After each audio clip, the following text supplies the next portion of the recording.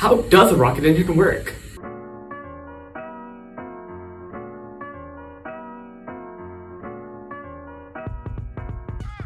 Rocket engines use what we call cycles.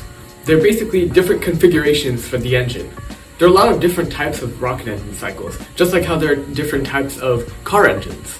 The most common rocket engine cycle is called the gas generator cycle. It's used by a lot of famous rockets like the Saturn V that brought people to the moon, the Soyuz rocket that brings people to the ISS, and even SpaceX's Falcon 9. Okay, let's start with the basics. First, you have fuel and you have oxidizer.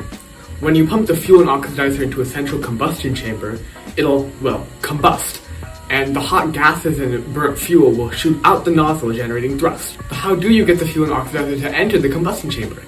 Well, if you had two pumps and a turbine, when the turbine spins, the pumps will get the fuel and oxidizer into the combustion chamber. Okay, but how do you get the turbine to spin in the first place?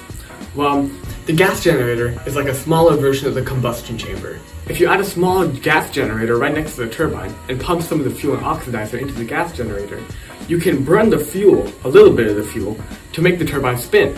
The excess gas and fuel are dumped out the side of the rocket engine.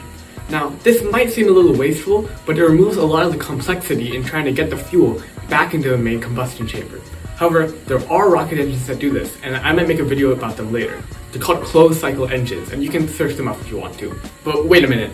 If the turbine spins and pumps the fuel, but then the fuel is powering the turbine, isn't that just a feedback loop? How do you even start and stop the engine?